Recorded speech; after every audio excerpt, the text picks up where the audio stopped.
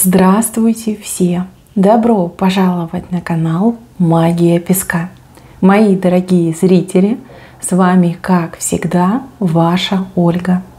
Всех вас сердечно благодарю за то, что вы со мной зашли на мой канал, смотрите это видео, за вашу невероятную теплую поддержку в комментариях, лайками, за вашу помощь, мои хорошие. Земной вам поклон. Сегодня у нас будет отсыпочка на мужчину, и мы посмотрим его мысли, его чувства и его действия. Загадайте, пожалуйста, на мужчину, представьте его, назовите по именем, задайте ему вопрос: о чем думаешь, что чувствуешь и что делать будешь. И давайте вместе посмотрим. Я прошу высшие силы дать мне возможность ответить на все ваши вопросы и послать для вас только самую важную, нужную и полезную информацию.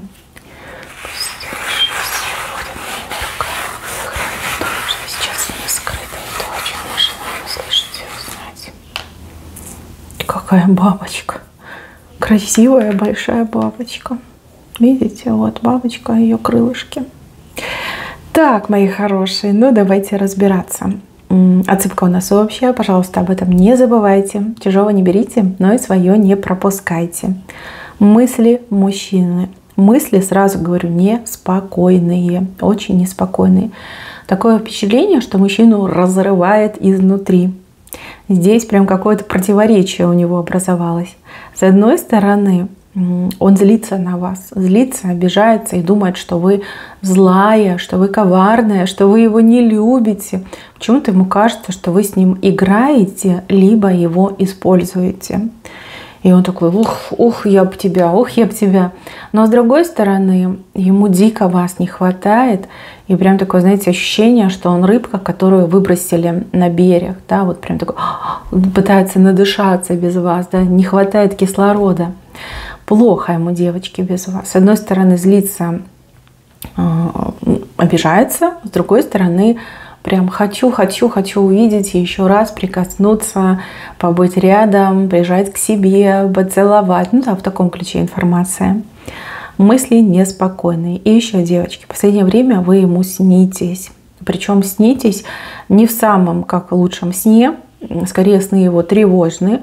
Ну, что-то вот во снах такое, знаете, не очень хорошее происходит, и это тоже его очень сильно напрягает. Может быть, это его психосоматика, да, там надумал себе всяких гадостей, а потом ночью это видит.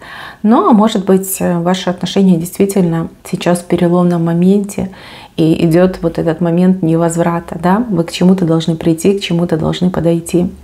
Вот, вижу, что мужчина как будто бы на распутье стоит. С одной стороны, да, вы ему очень нужны, но он понимает, для того, чтобы вам быть вместе, ему нужно поменять свою жизнь. Ему нужно на себя взять колоссальную ответственность. Ему нужно, ну, возможно, даже как-то по-другому начать смотреть на жизнь и относиться к жизни даже по-другому. Вот, как и хочется, и колется. И хочется, и колется. И ничего с собой поделать он не может. И еще одна мысль, которая мне не очень нравится: он вам отношения с каким-то мужчиной все время приписывает. Вот ему постоянно кажется, что вы с каким-то мужчиной общаетесь, встречаетесь, либо вместе время проводите.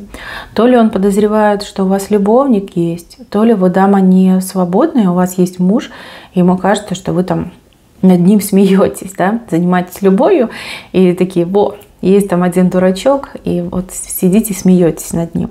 Почему-то его прям это очень обижает. Ревнует. К какому-то мужчине очень сильно ревнует. И вот если мы посмотрим на чувства, то здесь на первую прям ступеньку всходит ревность. Безумная ревность, которая его накрывает, знаете, как огромным колоколом накрыла, и этот колокол бьют. Он прям аж болевые ощущения испытывает, когда он об этом думает. Очень сильно ревнует. Я не могу сказать, что он прям собственник, да, великий собственник, и он там: все, она моя, и я ее от всего мира спрячу. Нет, нет, именно идет ревность к какому-то определенному мужчине, то есть живому, конкретному, с именем, с фамилией мужчине. Вот подумайте, кому он может так сильно вас ревновать. Вот, потому что ревность сводит его с ума. Может быть, и сны ему поэтому такие снятся. Может быть, он поэтому чувствует себя как будто бы не в своей тарелке. И еще вижу, что между вами какая-то то ли усталость в последнее время сформировалась, то ли какое-то напряжение. То есть, может быть, отношения зашли в тупик. То есть достигли какой-то точки развития, и потом все заглохло, остановилось. А может быть, вы как поссорились, ну, либо как обиделись друг на друга. Может быть, вы на него обиделись, и он это как-то болезненно воспринял. Может быть, действительно какая-то ссора произошла. Вот. И ему прям, знаете, мерещится, что вы уже с другим, что он вам не нужен, что он вас потерял, что вот-вот и вы ему об этом скажете.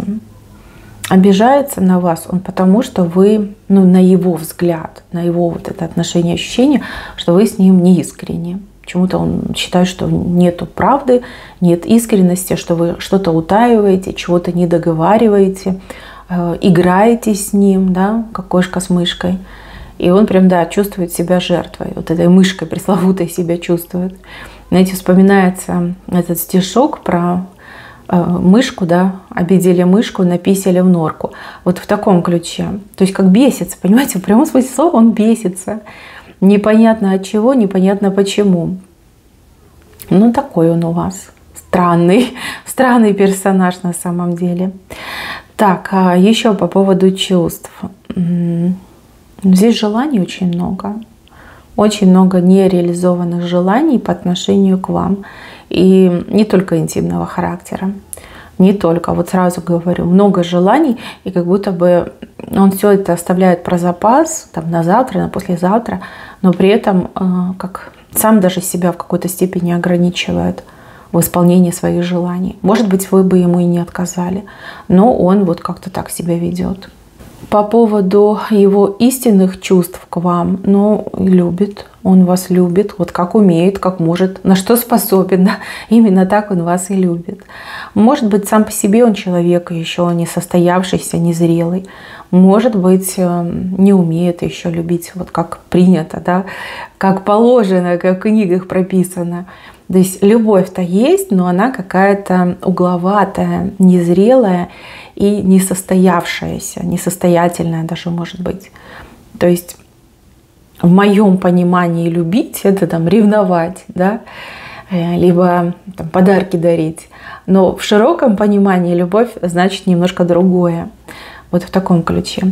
С вашей же стороны я вижу усталость. Усталость от него, от той, извините меня, неразберихи, которая между вами происходит. И от каких-то постоянных стопов. Да, вот как будто бы сорвали этот стоп-кран, да, и все остановилось. Остановилось и замерло. Конечно, вам хочется развития, конечно, вам хочется семьи, семейного счастья. Хочется, чтобы он был ваш, а вы его. Хочется, чтобы вы куда-то вместе двинулись, да, вместе развивались, вместе любовь свою растили, взращивали. Семьи хочется, детей хочется, время вместе хочется. А он вам этого не дает. Не дает. И вы устаете, вы иногда задумываетесь: Господи, с тем ли я связалась? Да? На что я себя обрекаю с этим мужчиной? Да? Что дальше будет? Ну, а вдруг он там хвостом вильнет и все. А я тут влюблюсь, буду несчастная, еще и беременная. Да, вот такие мысли у вас тоже. Бабочку ведь не зря показали. Бабочка, она легкая, она ни к чему не обязывает. Она вот крылышками машет, да, и живет ровно один день. Ну, в большей степени, да, бабочки живут один день. И вы думаете, вот не сегодня, а завтра пошлю-ка я его нахрен, да, подальше. Либо он меня пошлет, а может быть, мы взаимно друг друга пошлем. То есть тоже какая-то усталость и напряжение. Но опять же, я вижу, что он виноват, что он вот бесится, что у него там вот эти вот штормы, волнения, и из-за этого и вас это тоже задевает.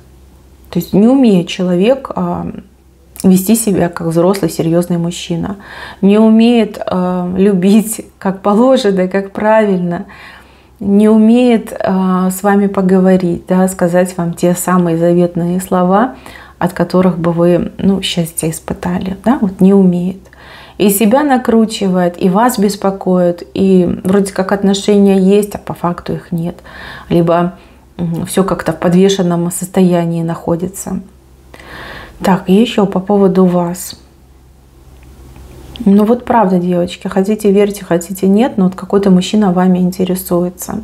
Интересуется очень сильно и даже в какой-то степени позволяет себе озвучивать свой интерес. То ли он кому-то сказал, что хочет вас добиться, то ли он сказал, что хочет вас, может быть, вернуть, может, это бывший ваш, но то ли мужчина слишком много себе позволяет в отношении вас. Здесь явно есть интерес третьего мужчины, и интерес очень серьезный. То есть его нельзя игнорировать, и он очень влияет на ваши отношения. Так, по поводу действий. Но мужчина настроен решительно, по-боевому с вами поговорить. Поговорить и, скорее всего, обсудить вот эту сложившуюся ситуацию. Но опять же, этот вопрос ревности, да, скорее будет вас спрашивать, там, где ты, с кем ты, что у тебя с тем мужчиной, что у вас за отношения такие, да, в таком ключе будут вопросы задаваться. Но я не вижу, чтобы он мог как-то вам навредить. Наоборот, он будет очень, ну, извините за слово, наверное, жалким в своем этом допросе. Вы будете на него смотреть, и вам будет его жалко, потому что у него глаза будут слезиться, губка будет дергаться. Скажете: боже, какой же ты несчастный, маленький ты мой, да, слабенький ты мой. Но в очередной раз вы его пожалеете. Да, разговор. Его действие – это разговор. Хочется, знаете, прям вас потрясти, да, выпытать, но он на это не способен, он не может так. Не может, не получится. Ну, либо когда вы на него посмотрите, он раз и сразу растает. Ну, как обычно это происходит. Да, свидание и разговор. Типа серьезный в кавычках, но на самом деле я вижу, что все будет хорошо. Ревность. Ревность, конечно, тут и болька, и мотиватор очень сильный. С одной стороны, мужчина сейчас мается, болеет из-за этой ревности, а с другой стороны, я вижу, что ревность его смотивирует на очень серьезные поступки, на очень серьезные действия.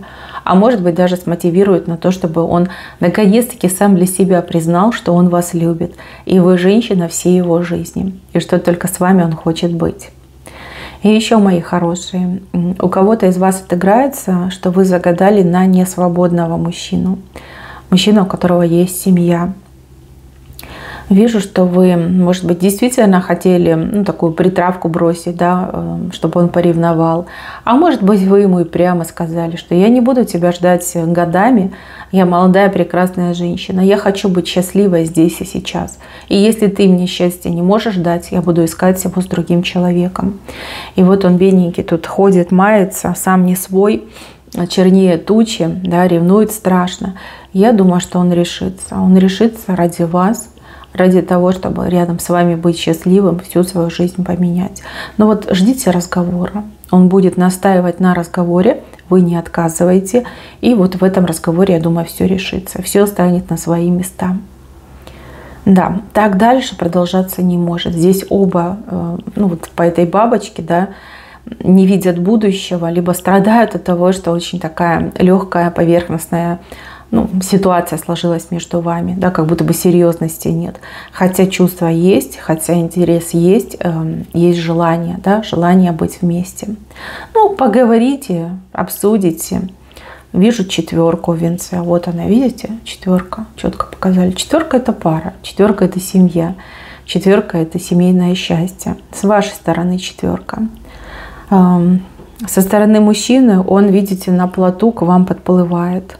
Но есть какой-то как барьер, либо стена какая-то, да, которая не пускает.